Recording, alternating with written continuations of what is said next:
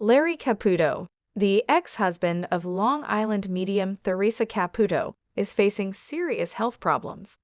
It was recently reported that Larry had to have one of his hands amputated due to cancer.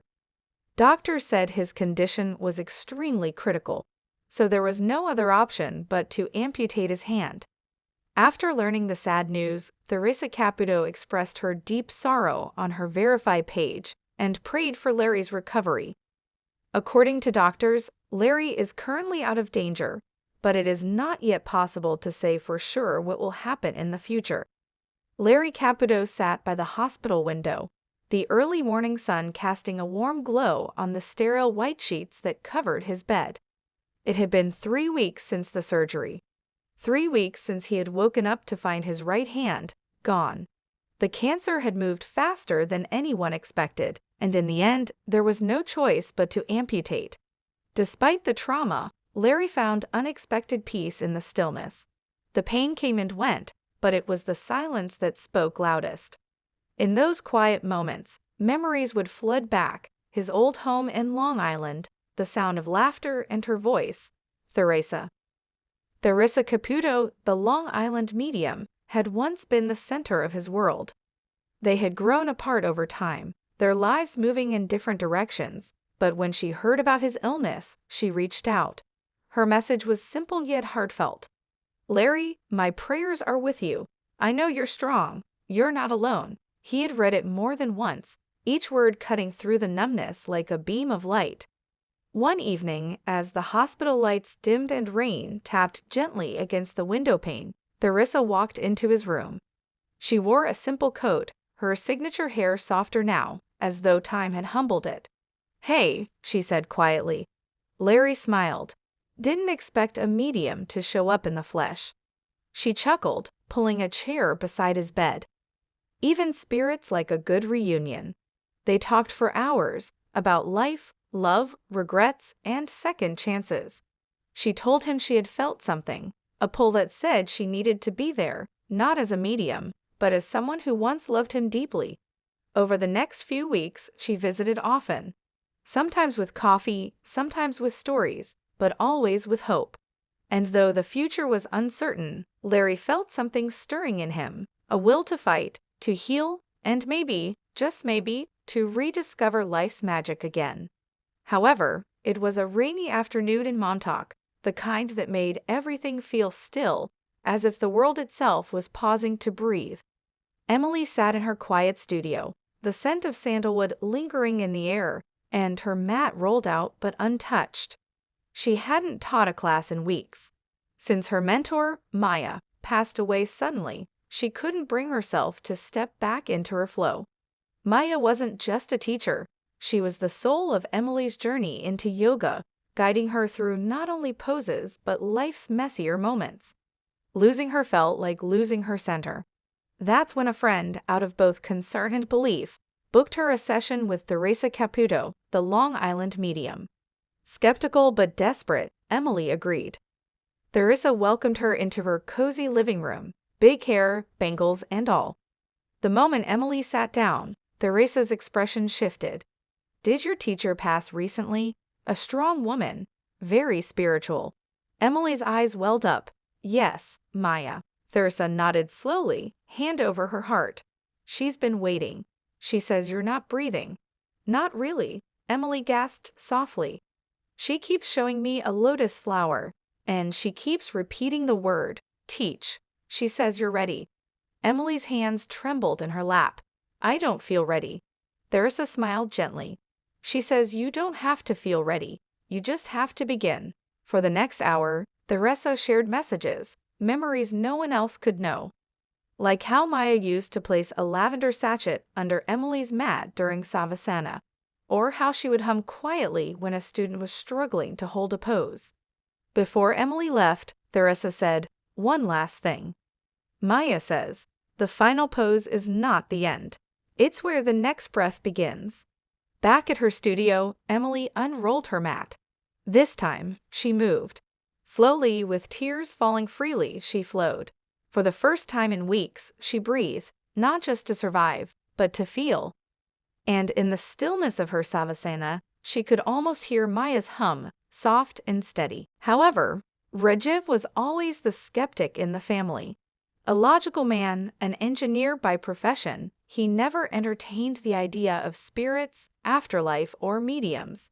His wife, Maya, however, was the opposite. She often watched Long Island Medium and swore that Theresa Caputo had a real gift. One summer, they visited New York, and Maya surprised him with tickets to Theresa Caputo's live show. Seriously? Rajiv said, rolling his eyes. You know this stuff isn't real. Just come for me, Maya said with a soft smile. It's not about believing, it's about being open. Reluctantly, he went. The theater buzzed with emotion. People carried framed photos and wore tear-streaked smiles. Theresa came out, full of energy, her signature blonde hair bouncing as she greeted the crowd. Midway through the show, she paused and looked toward their section. I'm getting a strong male presence. He passed quickly, heart-related. He's saying Rajiv. Is there a Rajiv here? Rajiv froze, his hands turned cold. That's me, he said, his voice barely above a whisper. Theresa smiled gently. He says you never got to say goodbye. He's showing me a watch, gold. You were supposed to inherit it. Rajiv's breath caught. His father had died of a sudden heart attack 2 years ago. And yes, his father's gold watch, the one Rajiv was meant to get, had gone missing after the funeral. He wants you to know he's sorry for the argument you had the night before he passed. He says, tell him I'm proud. Tell him he became the man I always wanted to be. Rajiv's eyes welled up. He hadn't told anyone about that argument, not even Maya. The show ended, but something had changed in him. As they walked back to their hotel, Rajiv held Maya's hand tightly. I don't know how to explain it, he whispered, but I'm a believer now. However, David had been married to Emily for 12 beautiful years. They had built a life full of laughter, love, and a few shared tears. But lately, Emily had been missing her late grandmother deeply, her confidant and guiding light. David knew her heart still ached, especially around the anniversary of her passing. Wanting to do something truly meaningful, David decided to surprise Emily in the most unexpected way. He had secretly arranged a private session with none other than Theresa Caputo, the Long Island medium. The day of the surprise, David blindfolded Emily and told her they were going somewhere special. When they arrived at a cozy, warmly lit room, Theresa Caputo herself greeted them, her signature big blonde hair and radiant smile instantly recognizable. Emily gasped. Wait, is this really? Theresa nodded. Hi, sweetie. I think someone from the other side's been waiting to talk to you. Emily's eyes welled up. As the session began, Theresa connected with someone she described as a tiny but strong woman who always wore lavender. Emily burst into tears. It was her grandmother's favorite scent. Theresa shared little details only her grandmother could have known, like how she used to hide chocolates under the living room cushions, and called Emily my little moonbeam.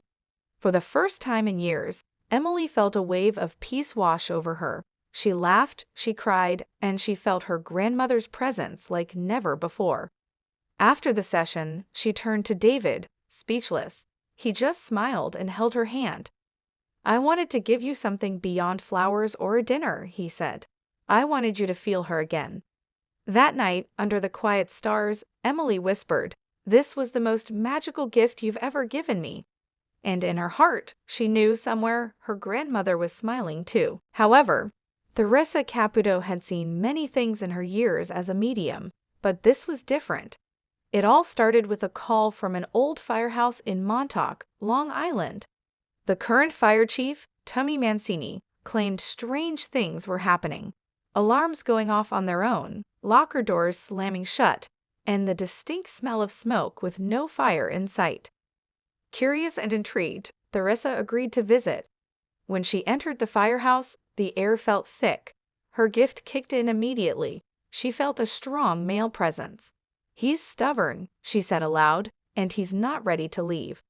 Chief Tummy exchanged a glance with his crew. We've always said this place was haunted. You think it's one of ours?" Theresa closed her eyes and whispered, "His name is Jack.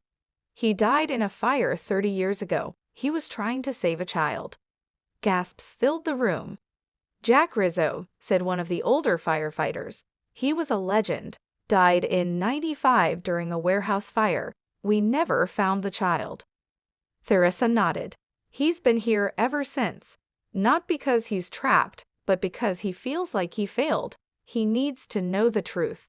Suddenly, Theresa's voice changed. It was softer, deeper. "The child got out," she said. "Someone else pulled him out from the back. Jack doesn't know that."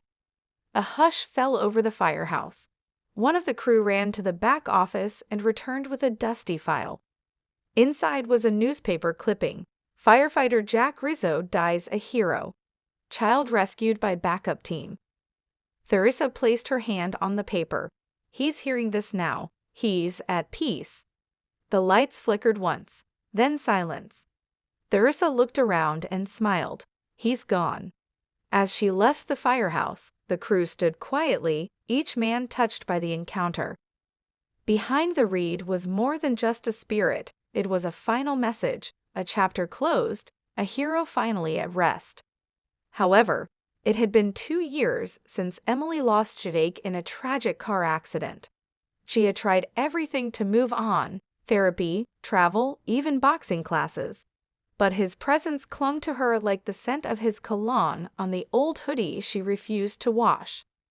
Every time she picked up a book, especially one he'd once read, she felt like he was looking over her shoulder, whispering his favorite lines. One afternoon, Emily visited a bookstore in Long Island while on a weekend trip. The store was cozy, cluttered, and smelled like coffee and old pages. Jake would have loved it. As she wandered through the aisles, a book quite literally fell off a shelf and landed at her feet. It was Behind the Reed. She'd never heard of it. Curious, she picked it up and noticed something strange. The bookmark inside had handwriting on it. "Don't forget the stars, even when it's cloudy. J." Her heart skipped. That was his phrase. He used to say it when things got tough. But this wasn't his book, or was it? Desperate for answers, she made an appointment with none other than Theresa Caputo, the Long Island medium. She didn't believe in this kind of thing, but she had to know.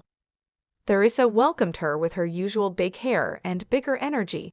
"I'm getting a strong presence," she said, before Emily even sat down. "He's showing me books. Pages in a bookstore." Emily's eyes widened. "He says he's been trying to reach you. That he sent a message through something that fell. He wants you to know he's okay, and that you're not crazy." Tears streamed down Emily's face. "The book, it fell off the shelf." Theresa nodded. "He says it was him.